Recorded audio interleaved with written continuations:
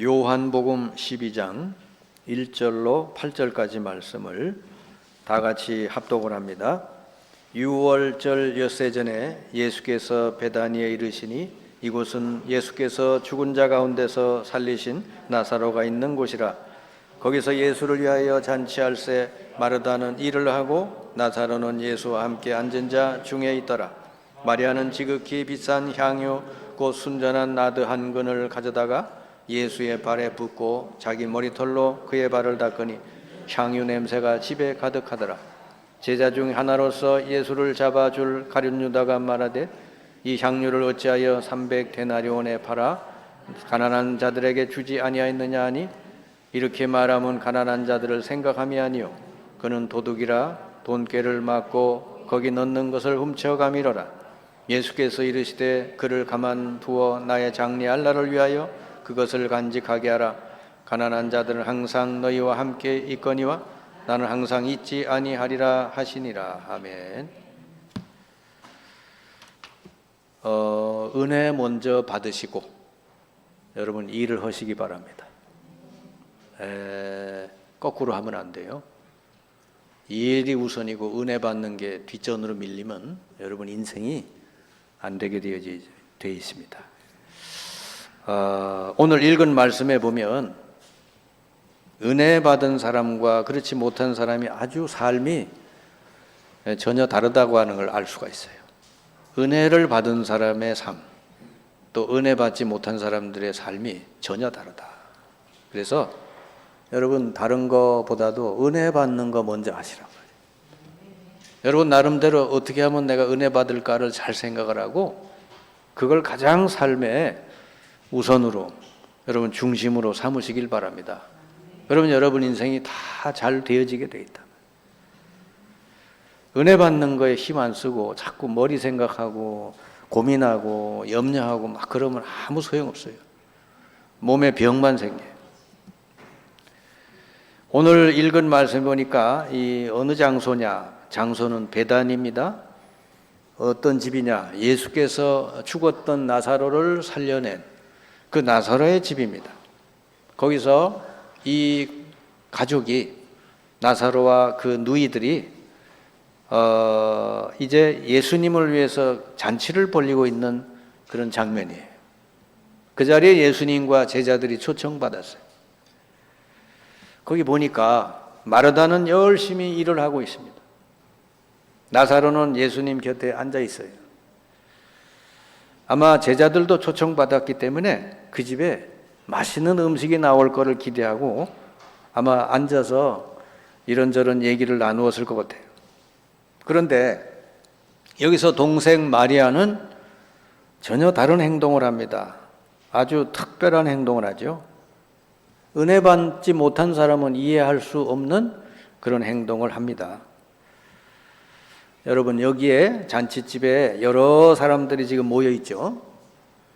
또 밖에도 이 사람들 말고 바깥에도 나사로를 보러 온 수많은 무리들이 있었다 그랬어요. 또 그 뒤에는 뭐죠? 유대교의 지도자 대제사장들이 있었다 그랬어요. 이걸 다 이 사람들이 여기를 주시하고 보는 거예요. 자, 이 많은 사람들 가운데 참으로 은혜를 깨달은 사람, 은혜 받은 사람, 예수님과 중심이 통하는 사람은 딱 한 사람이 있었어요. 은혜 받았다는 건 뭐죠? 예수님하고 이제 통하는 사람이다. 그 사람이 딱 한 사람인데 마리아였어요. 그 많은 사람들 가운데 딱 한 사람 마리아만이 예수께서 얼마 후면은 인류의 죄를 대신 지고 죽으실 것을 알고 미리 그 장례를 준비하는 행동을 오늘 하고 있어요. 우리가 읽은 말씀의 첫 구절에 보면은 12장 1절에 유월절 엿새 전에 그래 나오죠. 유월절 날 예수님이 돌아가시는 거예요. 그러니까 엿새 전, 예수님이 죽기 엿새 전에 이 집에서 잔치를 벌였다 그 말이에요.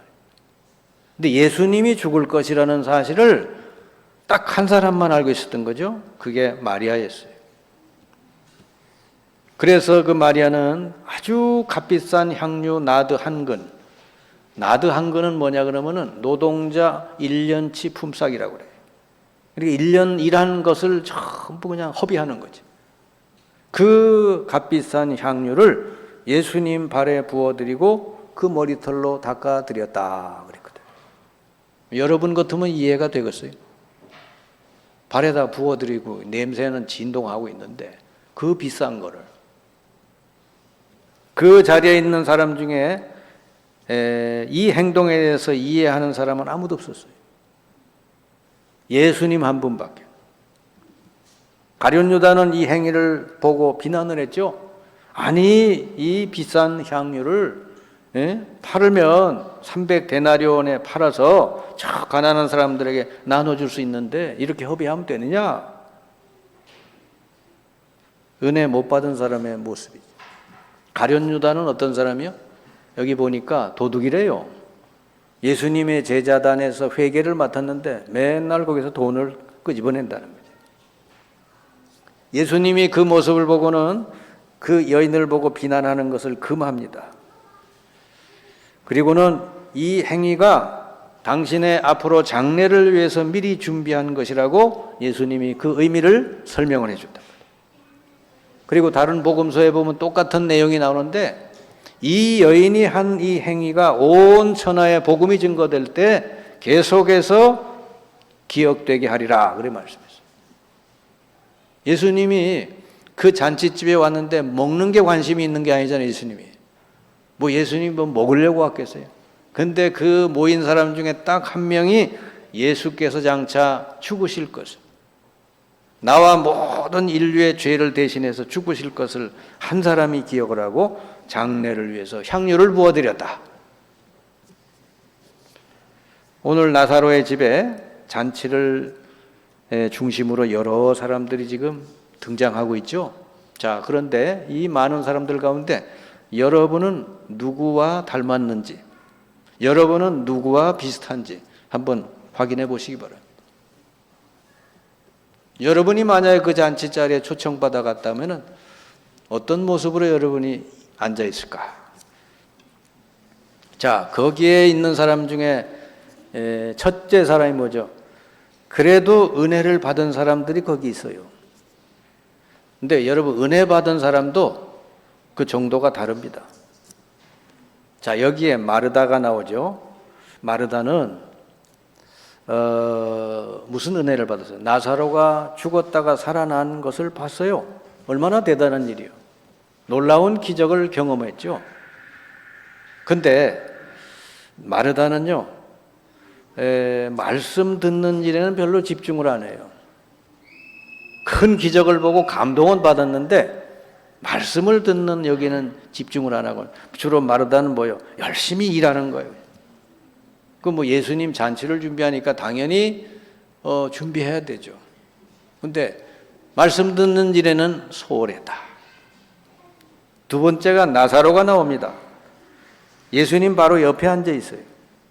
이 나사로는 죽었다가 다시 살아난 기적을 자기 스스로 몸소 체험한 사람이죠.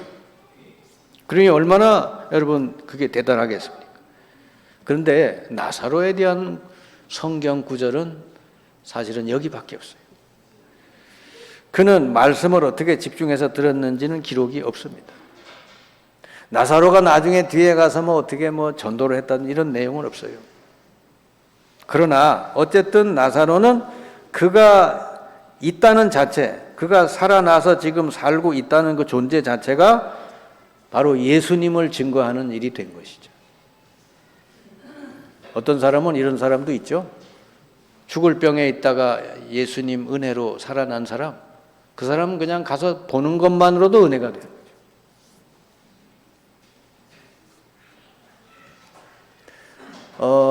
오늘 연수가 반주를 하는데 참 은혜가 됐어요.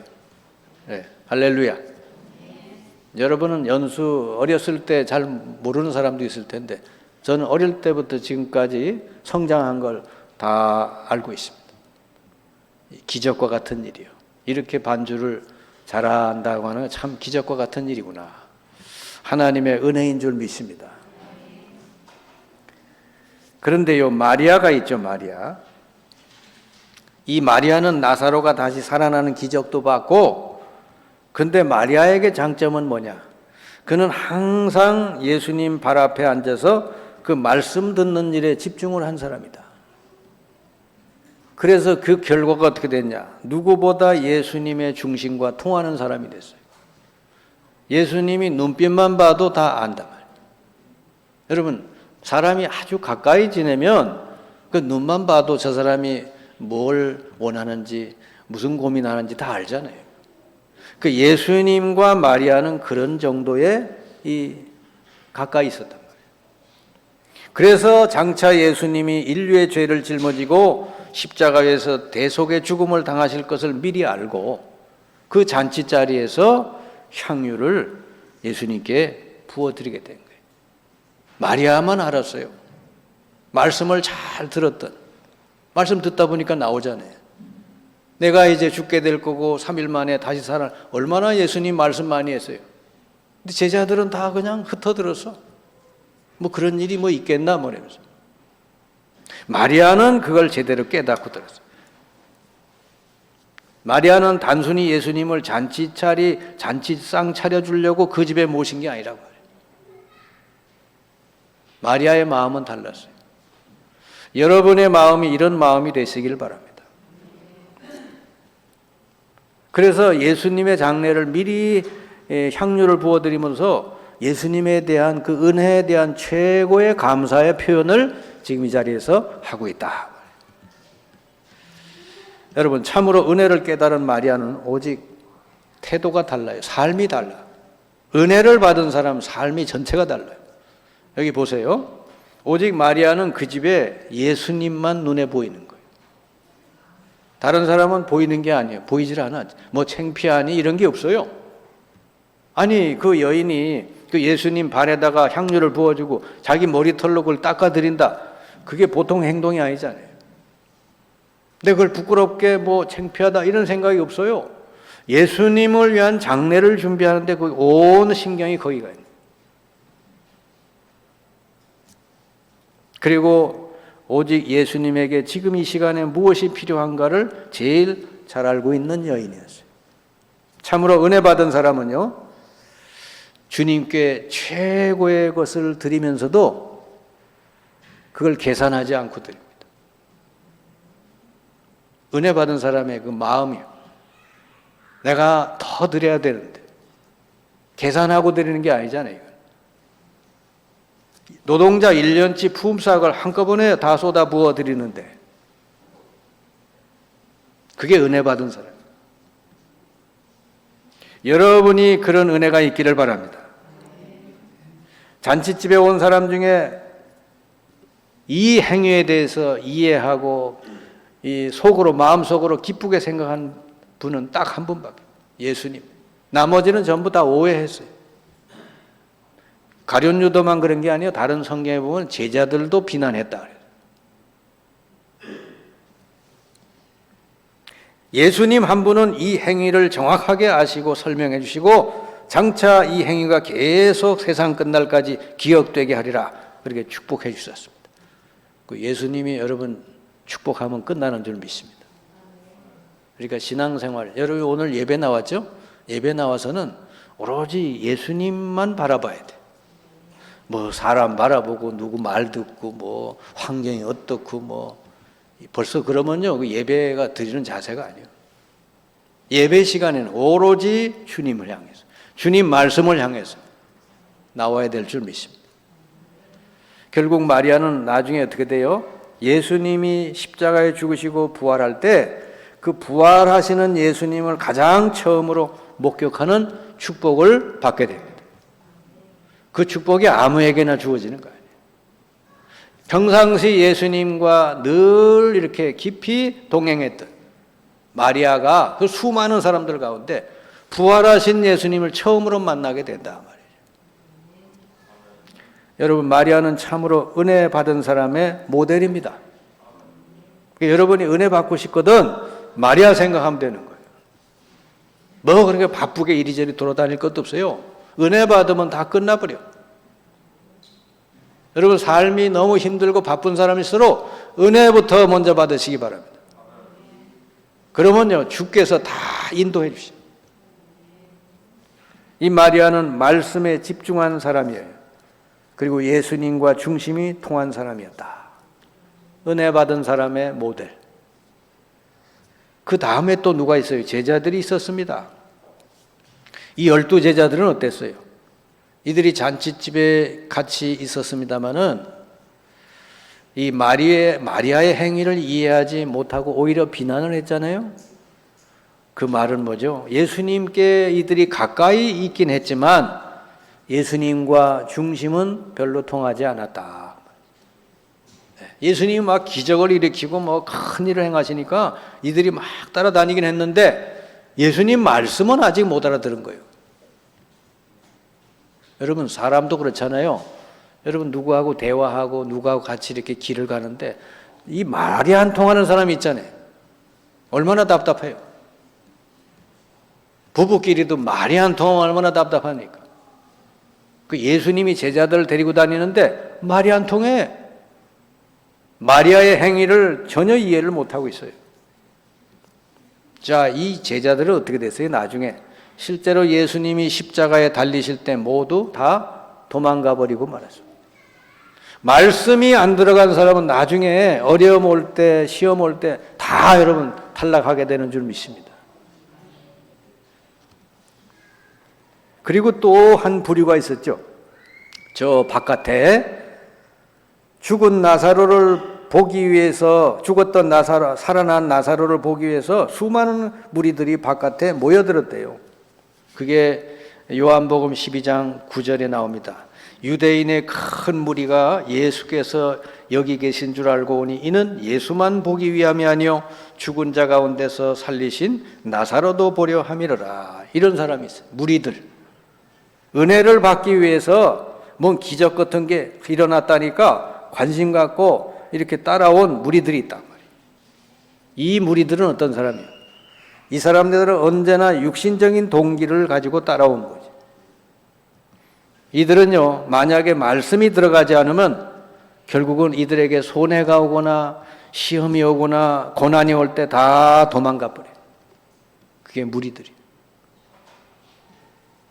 그리고 또 한 부류가 또 있어요. 저 바깥에 이 모임을 아주 주시하면서 보는 사람이 있어요. 누구냐? 오직 정치적인 이익을 쫓는 사람들이 있어요. 누구냐 보니까 대제사장들, 서기관들, 또 한 사람이죠. 가룟 유다가 여기에 속한다고. 여기 보세요. 12장 10절에 11절에 이래 돼 있어요. 대제사장들이 나사로까지 죽이려고 모의하니 나사로 때문에 많은 유대인이 가서 예수를 믿음이로라. 이들의 관심은요, 나사로가 살아난 거에 관심이 없어. 자기네들의 종교의 이익이 끊어질 것 같으니까 그 살아난 나사로도 죽이려고 음모를 꾸미는 거예요. 무서운 사람들이에요.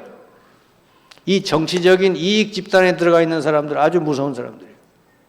자기 이익이 끊어진다 그러면요, 그냥 사람도 막 죽여요. 이 사람들의 관심은 오로지 자기들의 정치적인 이익이요. 그리고 나사로 때문에 많은 사람이 예수님께로 가니까 예수뿐만 아니라 나사로도 죽여야 되겠다, 그렇게 생각하는 거예요. 사람이 정치에 빠지면 이렇게 눈이 어두워져서 아무것도 배는 게 없어요. 여러분 주의해야 돼요. 우리 한국 교회 안에 이런 사람 많습니다. 뭔 교회 안에도 정치하는 사람, 교권에 빠져가지고 그냥 뭐 하나님도 예수님도 안 보이고 교회도 어렵게 하는 사람들이 많아요. 중직자들 중에 많아요.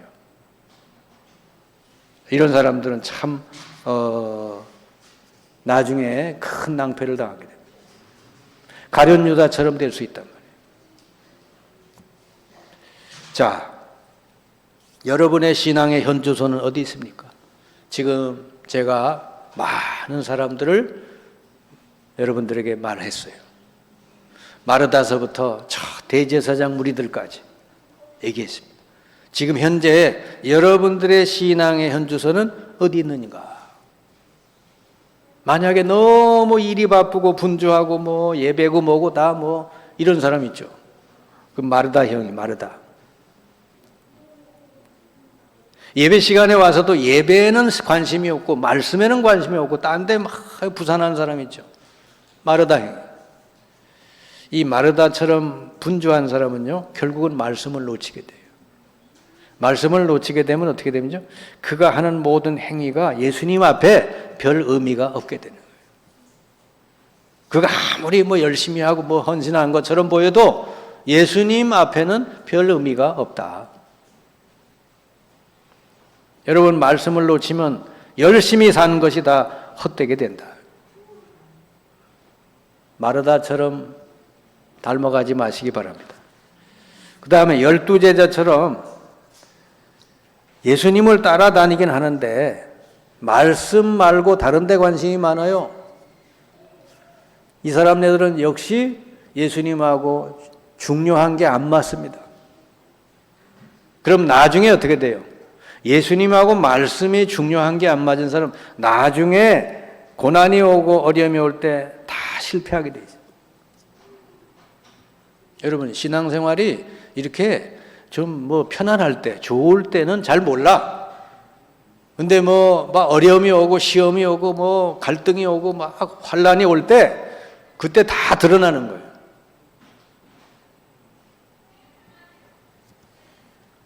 그리고요, 이 교권이나 자리나 이득에 관심이 많은 사람 있죠. 교회 다니고 신앙생활 하면서도 그래요. 이런 사람은요, 대제사장 가룟 유다처럼 그 말로가 비참하게 될 수 있다. 자, 여러분은 어떤 사람을 모델로 삼아야 되겠습니까?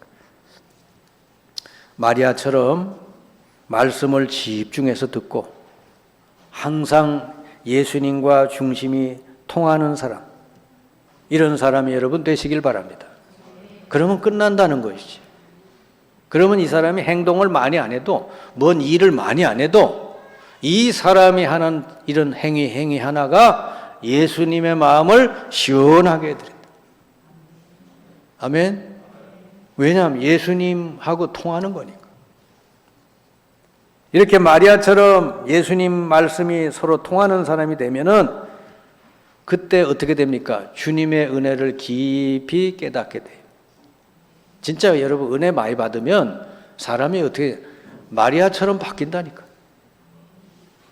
정말 예수님 한 분으로 행복하게 돼요. 그리고 어떻게든지 사람의 눈에 들려고 한 게 아니라 예수님께 기쁘게 해드리려고. 그럼 사람이 오직 예수님 한 분으로 만족이 되고 난 예수님께 기쁨을 드려야 되겠다, 그 생각 가지고 사는 사람은요, 행복해요. 왜냐? 다른 소원이 없으니까. 그러면 이 사람이 그렇게 헌신하고 예수님을 향해 사는데 그러면 거지가 되냐? 절대로 그럴 리가 없지. 우리 주님께서 저 숨겨져 있는 축복을 이 사람에게 다 부어주는 줄 믿습니다. 예수님 부활할 때 제일 첫 번째로 만난 사람이 마리아였잖아요.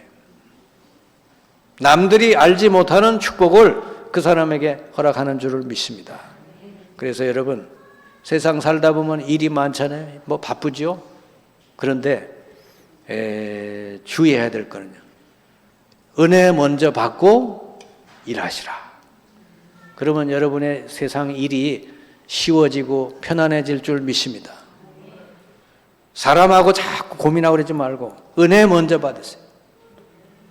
그래서 은혜 받기 위해서는 뭐가 제일 중요해요? 은혜 받는 방법 중에 제일 중요한 방법이 뭡니까? 예배에 성공해야 돼요. 아멘? 그 예배 때 여러분 은혜를 받으셔야지. 오늘 예배 때 은혜 못 받고 나가면 한 주간 여러분 어려워요. 그 예배 때 나와서 정말 집중 기도하면서 하나님, 오늘 내게 말씀을 주십시오. 그 말씀을 통해서 내가 치유되게 해달라고, 말씀으로 내가 새 힘을 얻게 해달라고, 그렇게 기도하고 나와보세요. 틀림없이 그런 기도하고 나오는 사람에게는 하나님의 말씀을 반드시 주실 줄 믿습니다. 내가 설교를 잘해서 여러분 은혜 받는 게 아니에요. 여러분 각자가 이 자리에 기도하고 나온 사람, 말씀을 구하고 나온 사람에게는 반드시 하나님이 그 말씀을 주신다고 하는 거예요. 아멘? 그 예배 시간에 나와서 오직 예수님께 집중하시고 예배하시고 그 다음에 말씀에 집중해야 돼요. 말씀을 잘 듣고 오늘 주님이 나에게 무슨 말씀을 주시나 거기 말씀을 집중하고 잘 적고 그 말씀을 가지고 집에 돌아가서 다시 묵상하는 거예요. 그리고 기도하고 그 말씀대로 여러분이 적용하고 실천하면 그대로 주께서 여러분 삶 속에 역사하실 줄 믿습니다. 그러니까 여러분이 은혜 먼저 받으세요. 아멘. 은혜 먼저 받으시고 공부하시고 은혜 먼저 받고 일하시고 은혜 먼저 받고 가서 봉사하고 그러면은 틀림없이 여러분의 모든 삶을 통해서 주님이 영광 받으시고 주님의 역사가 일어나게 될 줄 믿습니다. 오늘 마리아와 같은 그런 참 은혜 받는 주님의 깊은 은혜를 받는 여러분들 다 되시기를 주님의 이름으로 축원합니다. 기도합시다. 주님 감사합니다. 저희들이 참으로 주님의 은혜를 더 깊이 받기를 원합니다. 주님 말씀을 들을 때 성령이 역사하셔서 그 복음의 깊이 있는 모든 비밀들을 하나하나 잘 깨닫게 하여 주옵소서. 우리가 참으로 복음을 깊이 알고 누리면서 복음 안에서 참된 평안과 안식과 자유함과 모든 행복을 복음 안에서 누리게 하여 주옵시고 또 우리가 살아갈 때 항상 주님을 기쁘시게 하는 그런 우리의 삶이 되어지게 하여 주옵소서. 그리고 우리의 모든 행동 하나하나가 많은 사람에게 예수 그리스도가 증거되는 우리의 삶이 되어지게 하여 주옵소서. 모든 말씀 예수 그리스도의 이름으로 기도하옵나이다. 아멘.